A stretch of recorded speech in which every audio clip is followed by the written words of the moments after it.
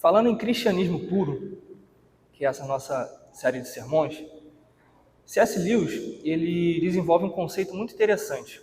Ele fala de algo chamado esnobismo cronológico. O esnobismo cronológico é quando a gente tem um certo preconceito, quando a gente acha que as décadas passadas são inferiores à era atual. Então, artes, conhecimento, costumes das décadas passadas são inferiores à da nossa era, à da era presente. Irmãos, eu confesso que eu sofro um pouco desse mal, desse conceito que C.S. Lewis falou, só que é o inverso. Eu acho que tudo que é do passado é melhor que de hoje.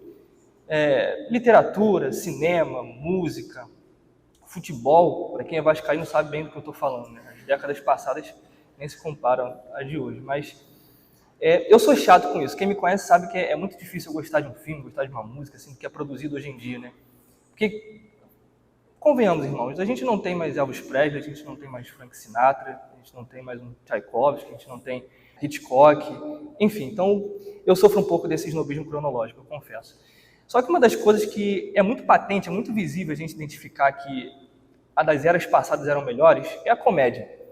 O que a gente tem hoje como comédia é, na verdade, triste, faz a gente chorar, né? Passa de um emaranhado de clichê com piadas de mau gosto e ofensa gratuita. Quer saber o que é comédia? Assista um filme chamado Um Convidado Bem Trapalhão. Ele é da década de 60, de 70. Eu lembro que eu era criança, meu pai me colocou para assistir esse filme, e desde então eu nunca achei mais nada engraçado, porque o que eu tenho de comédia é esse filme. E tem uma cena icônica nesse filme, muito engraçado, quando o ator, o protagonista, o Peter Sellers, ele está jantando, ele está numa festa, muito chique, sabe? Gente granfina, gente bem arrumada, e aquela mesa assim, com talheres especiais, com pano, e ele não sabe absolutamente como se portar naquele jantar. Ele não sabe qual talher ele deve usar, qual a taça ele deve beber, o que fazer com aquele pano que colocaram na frente dele. E ali, obviamente, acontece uma confusão, né? Uma tragédia daquelas de filme de comédia engraçado. E isso acontece porque faltou ao autor, ao protagonista, algo chamado instrução.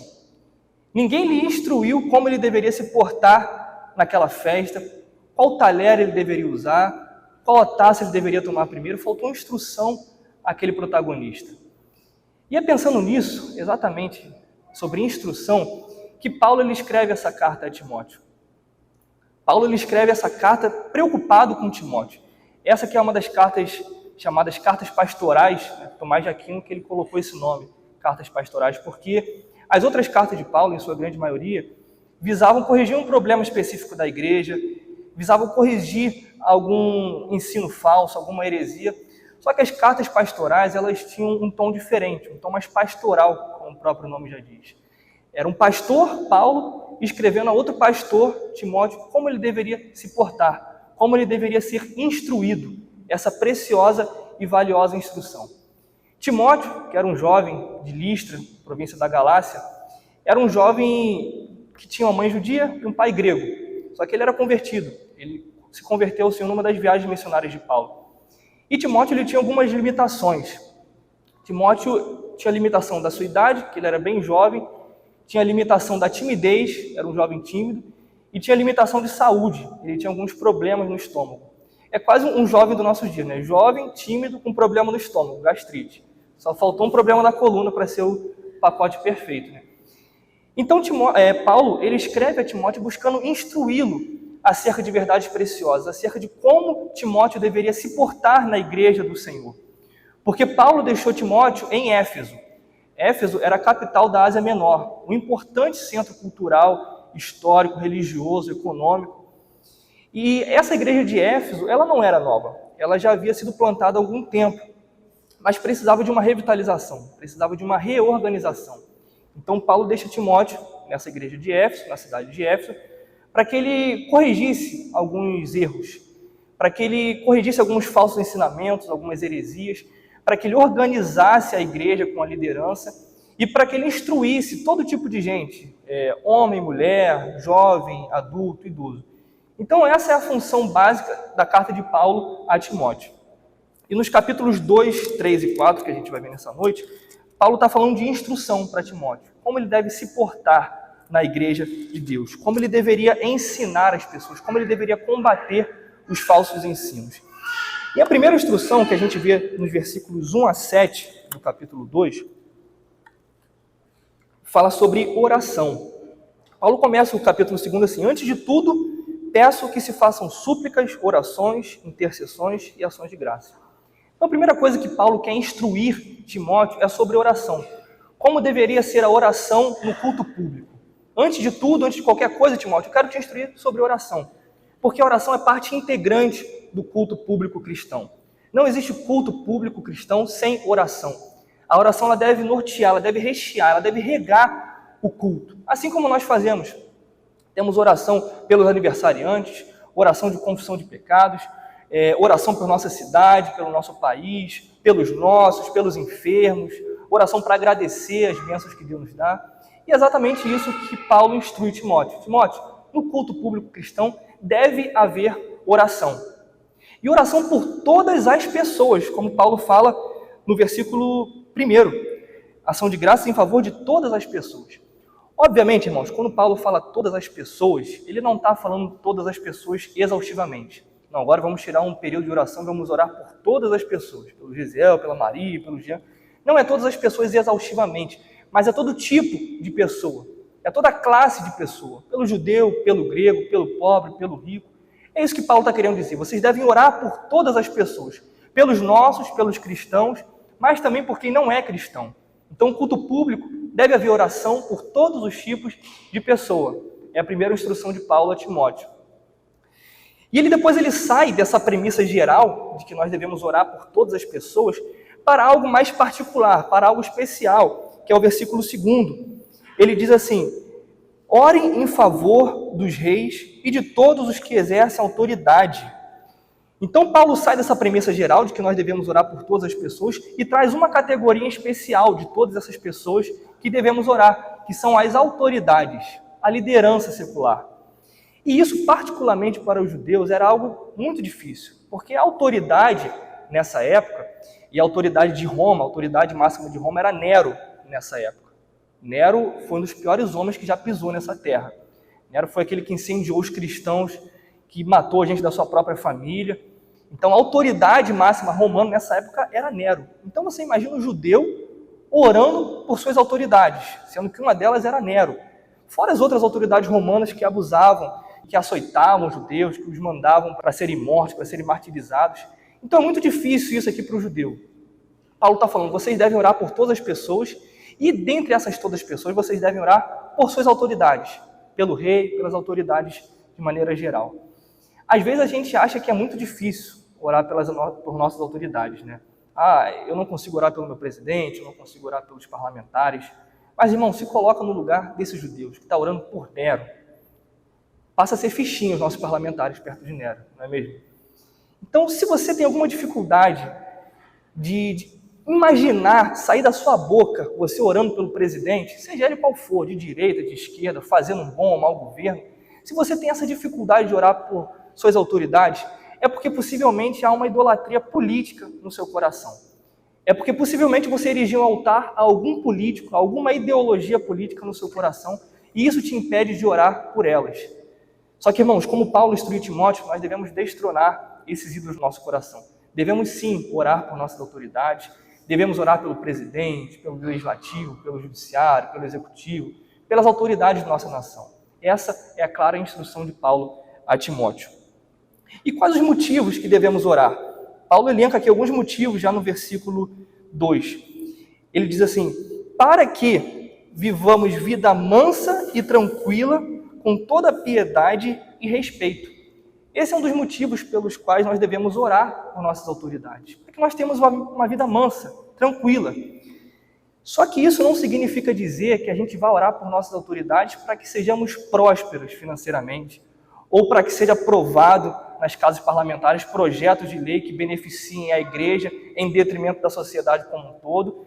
Não, a gente não deve orar para que sejamos uma categoria especial da sociedade. Devemos orar para que tenhamos uma vida mansa, tranquila. Em termos modernos, para que os nossos direitos religiosos sejam respeitados, para que não haja perseguição à igreja de Cristo. É mais ou menos essa a função da oração pelas autoridades, tirando, obviamente, a conversão delas.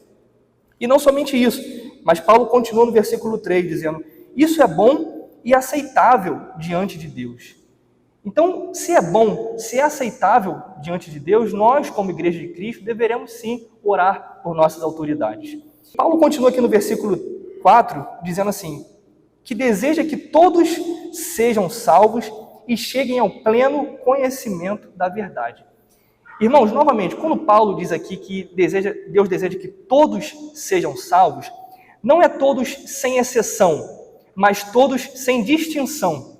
Ele segue o mesmo raciocínio de quando ele falou que a gente deve orar por todas as pessoas. Não é todas as pessoas do mundo, todas as pessoas que a gente conhece, mas todo tipo de pessoas. Então Paulo segue o mesmo raciocínio para falar que Deus deseja que todos sejam salvos.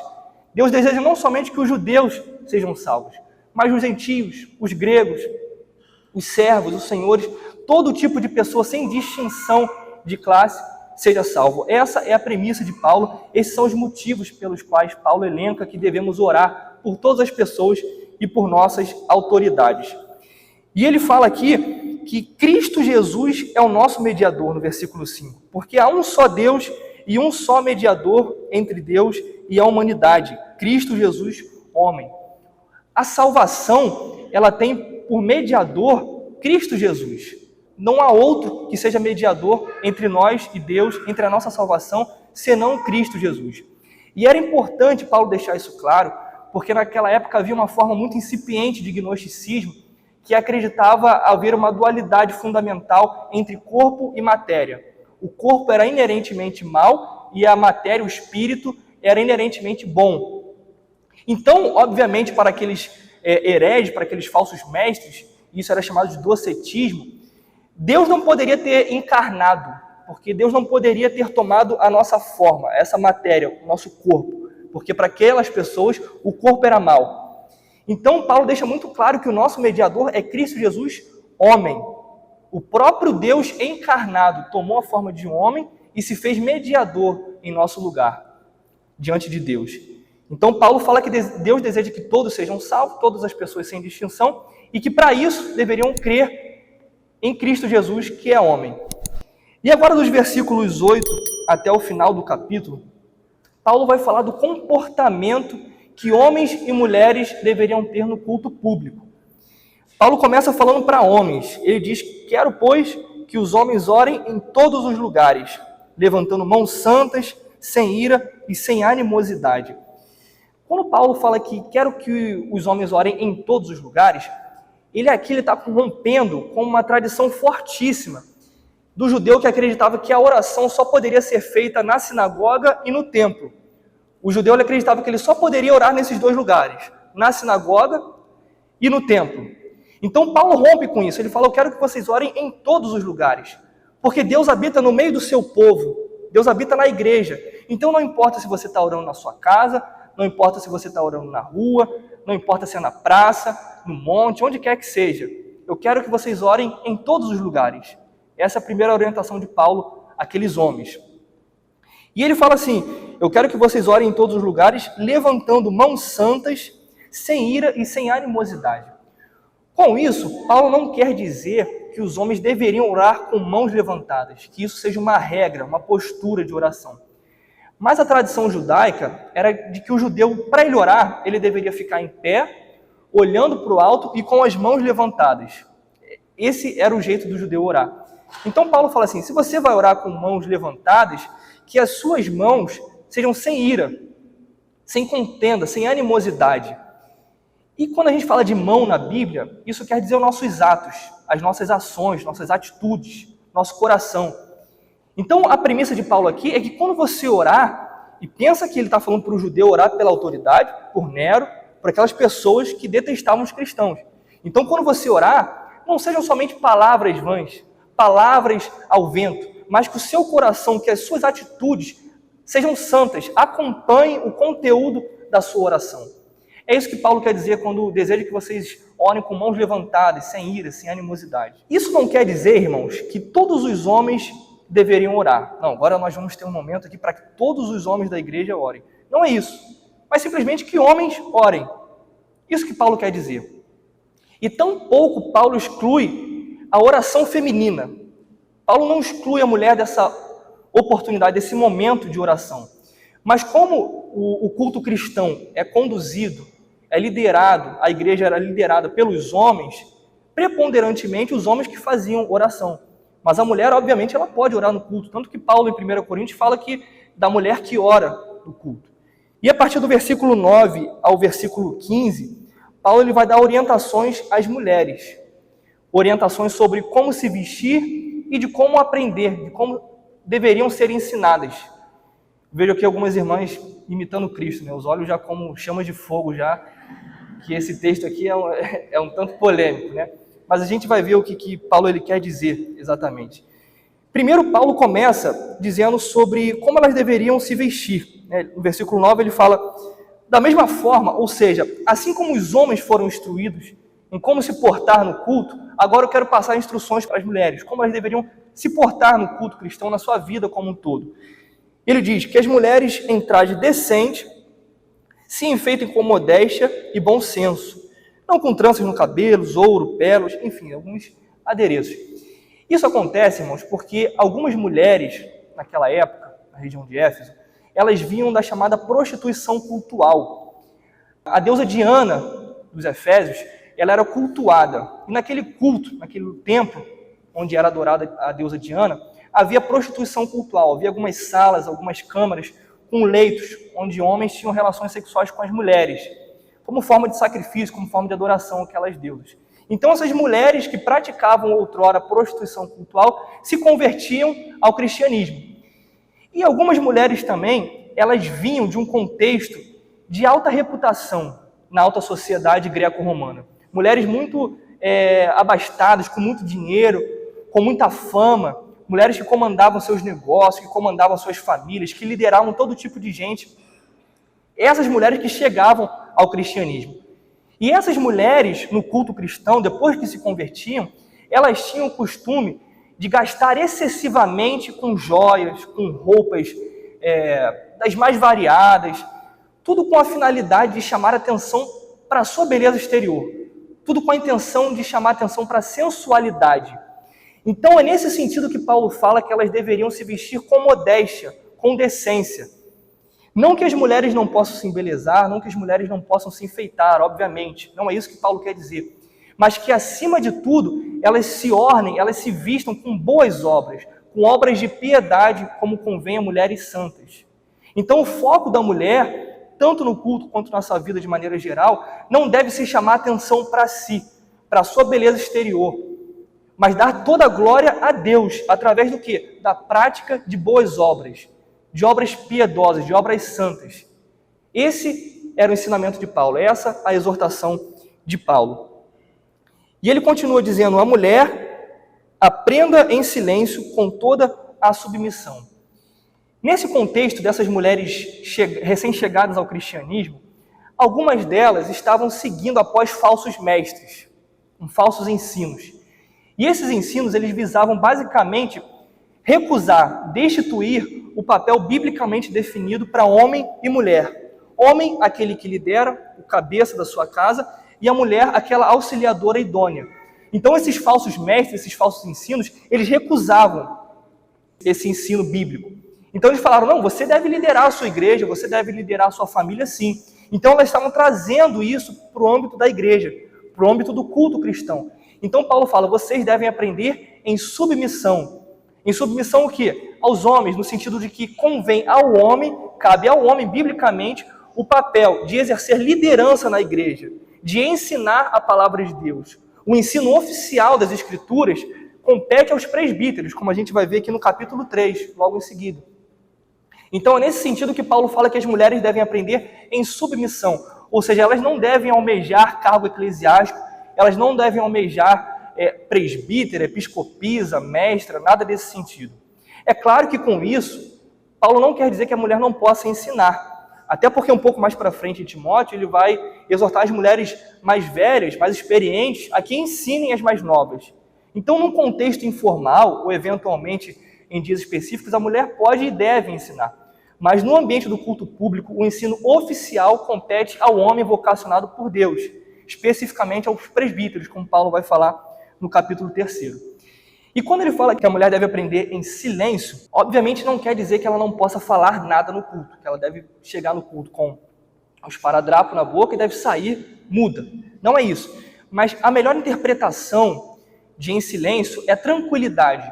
A mulher deve ser submissa e aprender com tranquilidade, sem animosidade, sem bate-boca, sem polêmica, sem querer almejar um cargo eclesiástico, uma função eclesiástica na igreja. A mulher deve aprender com tranquilidade, com o espírito submisso, sem polêmica, sem animosidade.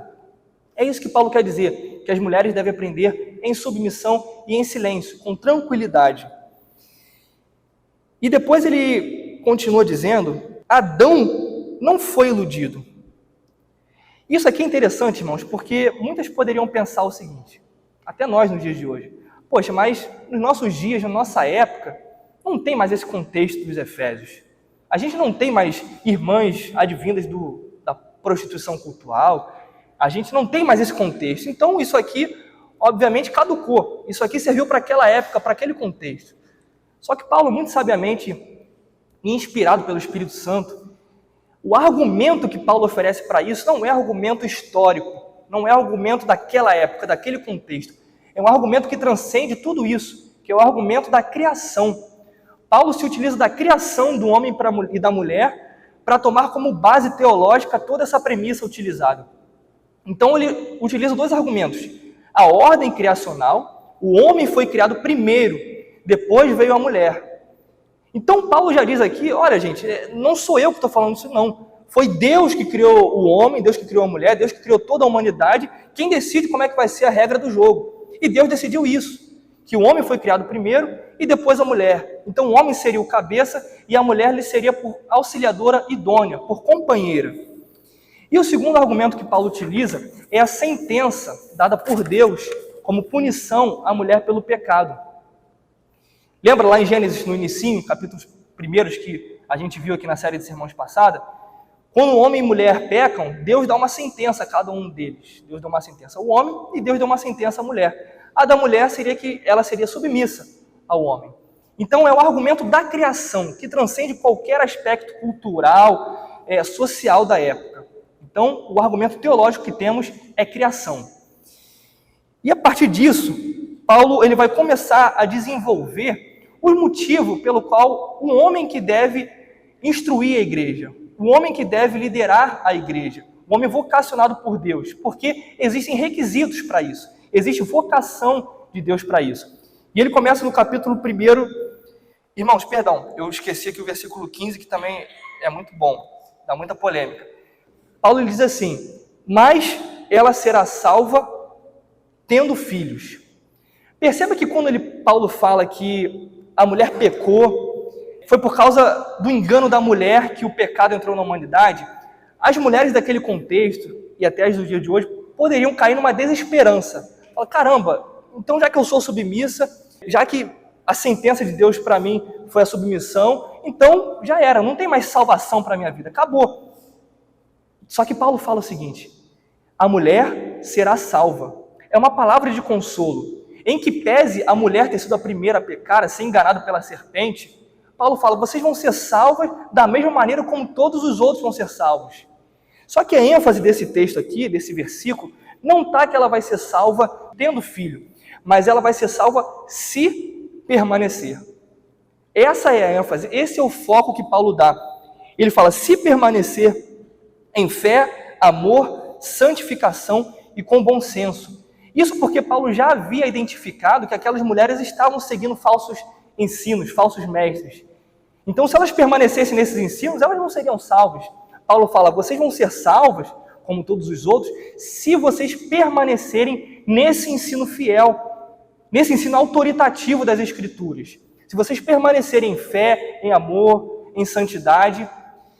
E aí Paulo fala, vocês vão ser salvas, e ao mesmo tempo em que vocês vão ser salvas, vocês vão ter a possibilidade, o privilégio de dar à luz filhos. Vocês vão ter o privilégio de cumprir o papel bíblico das mulheres. É isso que Paulo quer dizer. Enquanto vocês são salvas, vocês vão procriar, vocês vão obedecer à vontade de Deus, ao papel de Deus destinado às mulheres. Não é que a mulher vai ser salva através da maternidade, como a teologia católica ensina. Não é isso. Mas que enquanto a mulher é salva, ela pode obedecer, ela pode desfrutar desse privilégio que é a maternidade. E agora, então, a gente parte para o capítulo 3, que Paulo vai falar de dois cargos basilares, dois cargos fundamentais e os únicos cargos que subsistem na Igreja de Cristo após a era apostólica, que são os diáconos e os presbíteros. São dois cargos que depois da era apostólica, eles pertencem à liderança, à gestão, à administração da igreja. Então Paulo fala, fiel a essa palavra, se alguém deseja o episcopado, excelente obra almeja. O episcopado aqui, ele significa a mesma coisa que presbítero e que pastor. São palavras intercambiáveis, são diferentes palavras, mas que significam a mesma coisa. É a mesma função, é o mesmo cargo. Presbítero, pastor e bispo, ou episcopado, é a mesma coisa. Então, o presbítero é aquele responsável pelo ensino da igreja, pela liderança e pela administração da igreja. E como é a igreja quem elege os seus diáconos, como é a igreja quem elege os seus presbíteros, Paulo ele vai traçar aqui uma espécie de checklist, sabe? Algumas virtudes, alguns requisitos que esses diáconos e que esses presbíteros deveriam ter para que a igreja pudesse identificar esses requisitos, essas virtudes nele e assim os elegessem. E ele começa aqui dizendo, versículo 2, é necessário, pois, que o bispo seja irrepreensível. Irmãos, isso aqui é a principal virtude de que o presbítero, de que o bispo, de que o pastor deve ter. Ele deve ser irrepreensível, ou seja, não pode haver nada nele que dê margem a uma repreensão. E Paulo, para desenvolver melhor essa ideia do que significa ser irrepreensível, ele traça outras virtudes. Ser irrepreensível é o seguinte, é ser esposo de uma só mulher, é ser moderado, ou seja, ser uma pessoa sóbria, é ser sensato, modesto, hospitaleiro, apto para ensinar, não dado ao vinho. E um parênteses aqui, quando Paulo fala não dado ao vinho, Paulo não proíbe o consumo de bebida alcoólica, mas não dado ao vinho é não gostar demais do vinho, é não exceder aos limites físicos e biológicos do corpo humano para que não haja embriaguez. É isso que Paulo quer dizer com não dado ao vinho, uma pessoa que não gosta demais do vinho. Nem violento, porém cordial, inimigo de conflitos, não avarento e que governe bem a sua própria casa, criando os filhos sob disciplina com todo o respeito. Pois se alguém não sabe governar a sua própria casa, como cuidará da igreja de Deus? Que o bispo não seja recém-convertido, para não acontecer que fique cheio de orgulho e incorra na condenação do diabo. E é necessário também que ele tenha bom testemunho dos de fora, a fim de não cair na desonra e no laço do diabo. Então esses aqui são os pré-requisitos para que um homem vocacionado por Deus possa exercer o presbiterato. Todas essas virtudes, todos esses requisitos devem haver nesse homem de Deus. Não é um ou outro, não é opcional, não é uma recomendação, é uma ordem. O presbítero ele deve ter essas virtudes e esses requisitos. E Paulo fala, se alguém deseja isso, boa coisa almeja. É bom servir a Deus através da função do presbítero. Mas Paulo fala, vocês devem ter todos esses requisitos aqui, cumulados, concomitantes.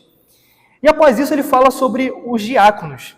No versículo 8, ele fala assim, do mesmo modo, quanto aos diáconos. E o diácono aqui, assim como em toda a história da igreja nos dias de hoje, é a pessoa responsável pelas necessidades físicas, materiais, pela organização do culto, por tudo que deve ter na igreja relacionado à despesa, a necessidades.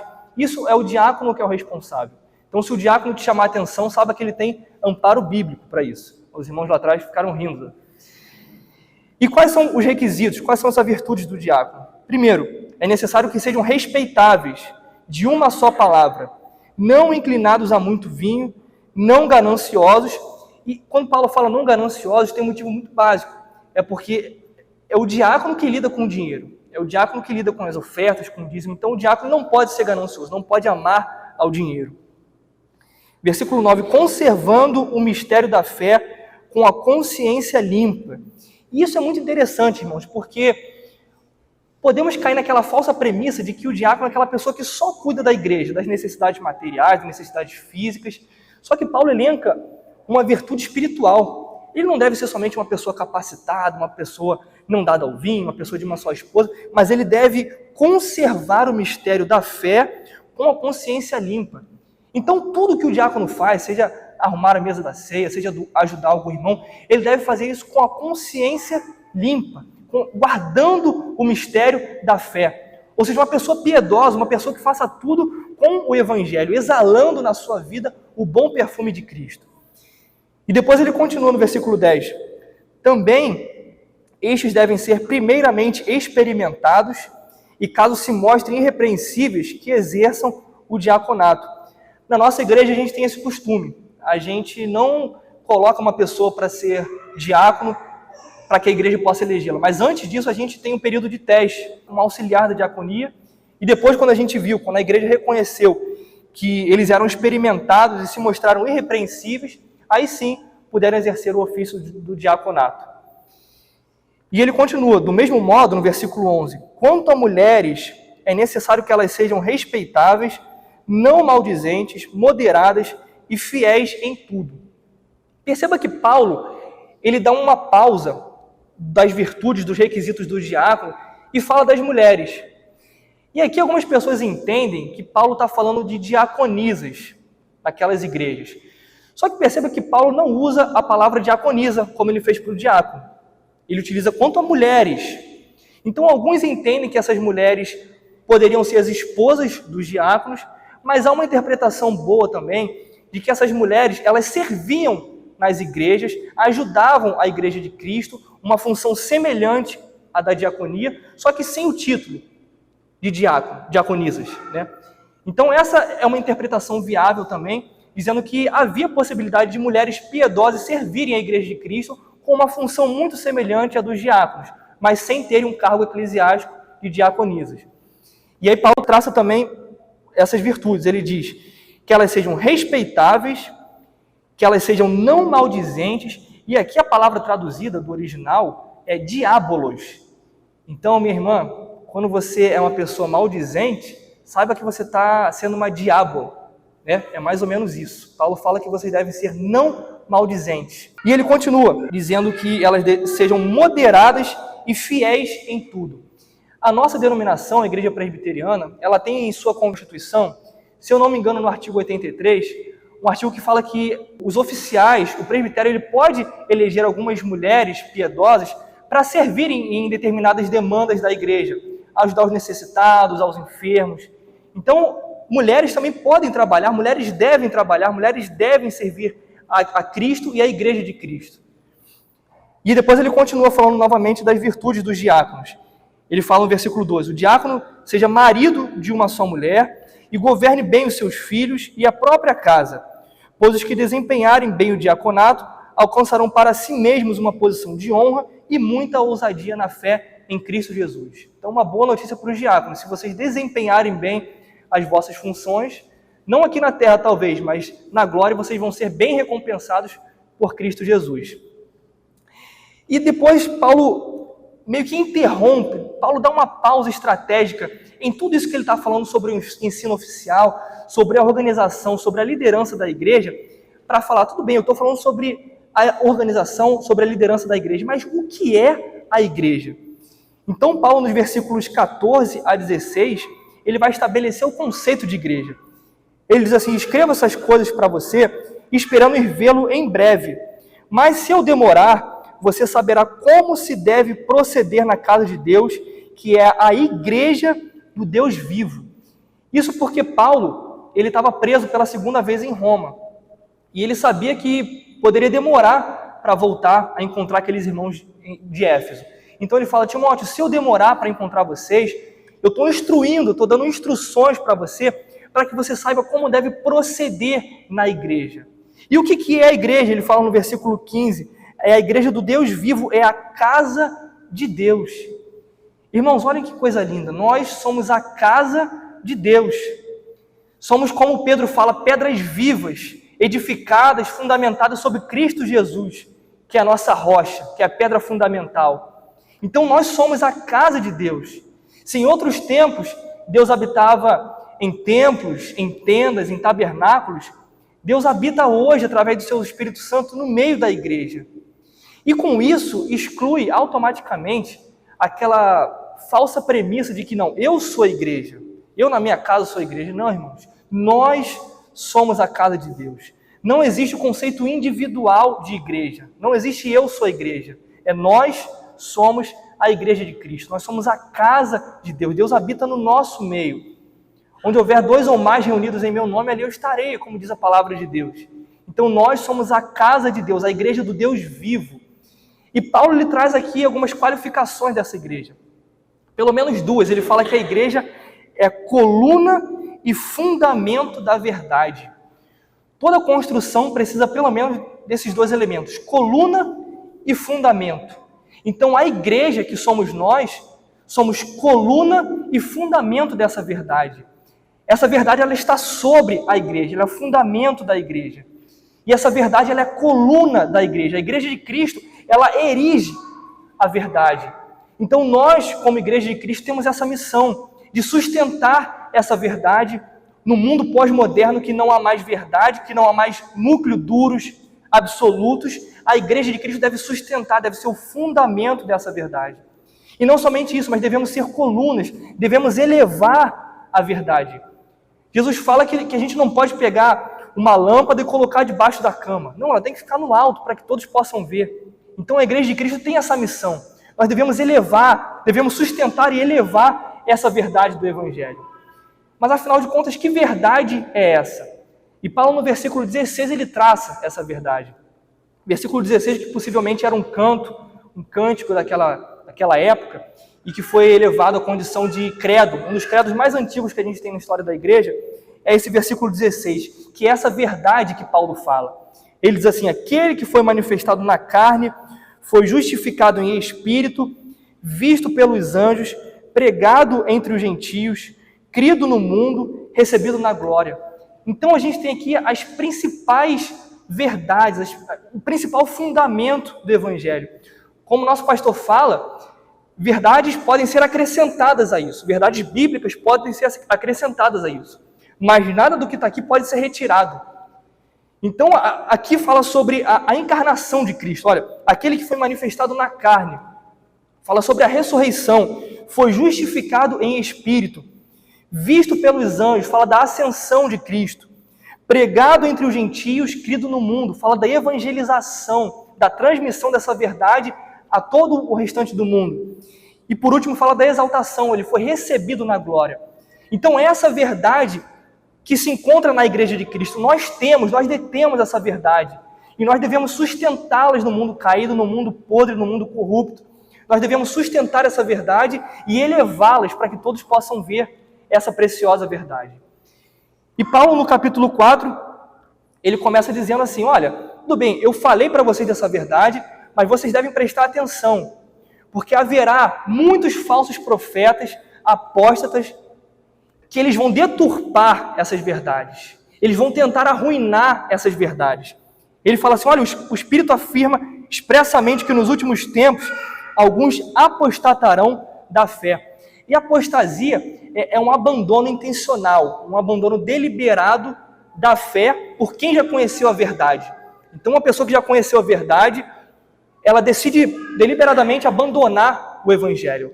Essa é a apostasia, esses são os apóstatas que Paulo exorta aqui no capítulo 4.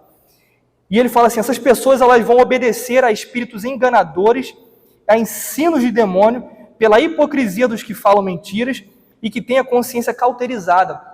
Então essas pessoas, esses falsos mestres, esses falsos profetas, eles são hipócritas, ou seja, eles aparentam algo que eles não são. E eles têm a mente cauterizada, como se pusessem fogo para secar, para fechar uma ferida. Eles resistiram tanto ao Espírito Santo que eles cauterizaram a mente deles. Então são essas pessoas, falsos profetas, que seguiram o ensinamento de demônios. É literalmente o que Paulo fala aqui, foram demônios que ensinaram essas pessoas. E o que eles estão ensinando? Pelo menos 2 coisas. Eles ensinam sobre a abstinência de alguns alimentos, que eles não deveriam comer alguns alimentos, e a proibição do casamento. Isso aqui era o ascetismo. E o ascetismo era a prática de determinados atos, determinadas práticas espirituais, com o intuito de ser mais santo, com o intuito de ter uma moral elevada acima de todos. Isso aqui, como eu falei, era uma forma incipiente do gnosticismo, que entendia que o corpo era ruim e o espírito era bom. Por isso que eles não deveriam se casar, porque os casais eles têm relações sexuais, eles se unem os corpos. Então, para o gnóstico, que entendia que o corpo é ruim, eles não poderiam se casar, eles deveriam permanecer solteiros. E também a ingestão, o consumo de alguns alimentos poderia torná-los impuros. Esse era o ensino desses falsos profetas, desses falsos mestres. Só que Paulo, ele dá aqui alguns bons motivos pelos quais nós devemos rejeitar esses ensinamentos. No versículo 3, Paulo fala assim, na parte final, que Deus criou para serem recebidos com gratidão pelos que creem e conhecem a verdade.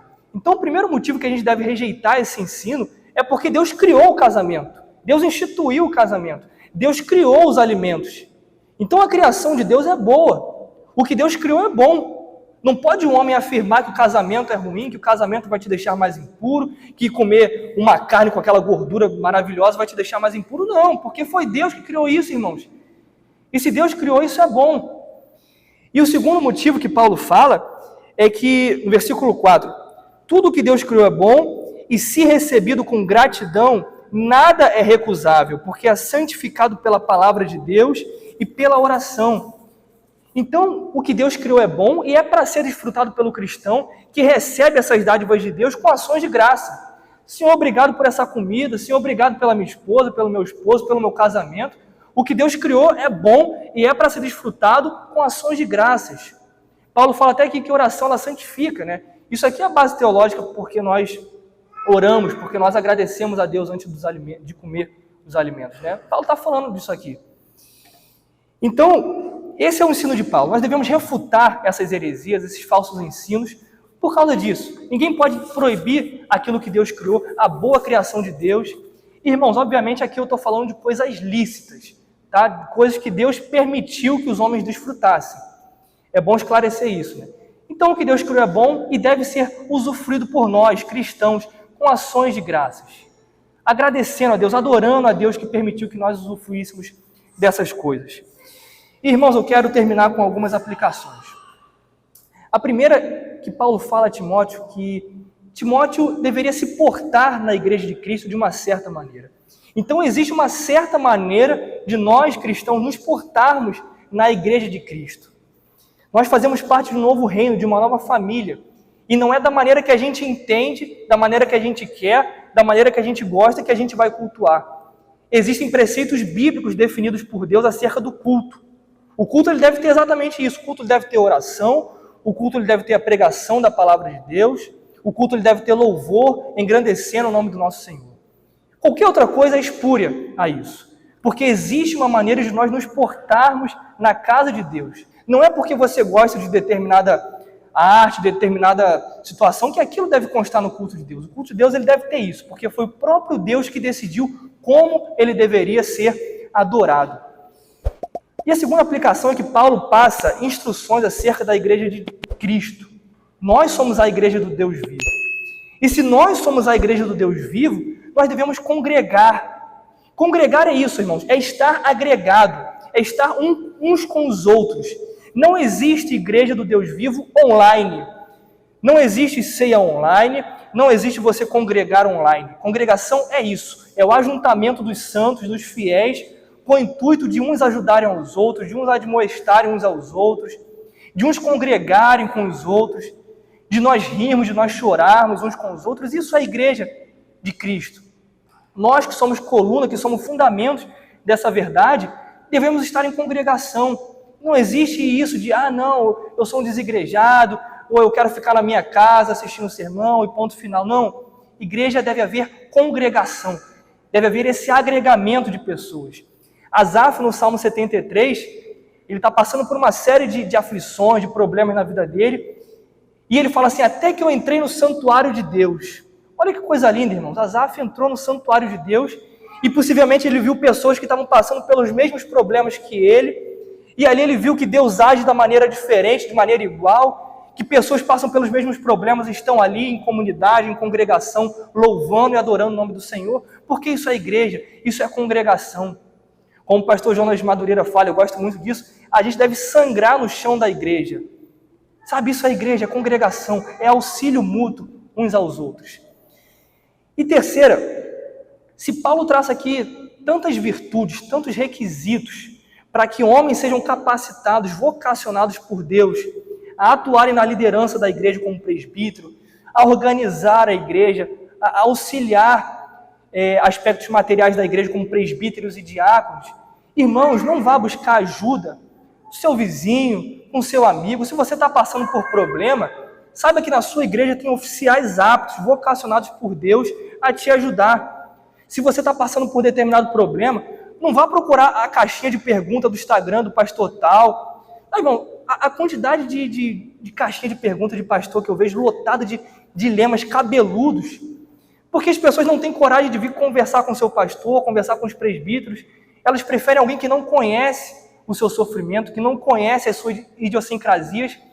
Mas vocês, irmãos, têm um pastor com quem pode se aconselhar, com quem pode buscar soluções para o seu problema. Você tem a junta diaconal com quem você pode se abrir e ter ajuda material de que você está precisando nesse momento. Esse é o ensino bíblico de Paulo para a Igreja de Cristo. E por último, irmãos, se a gente não pode proibir certos comportamentos que Deus não proíbe, a gente também não pode adorá-los. O John Piper, ele tem uma frase muito interessante, ele diz assim: o perigoso não é você cair no veneno de rato, é você cair na torta de maçã.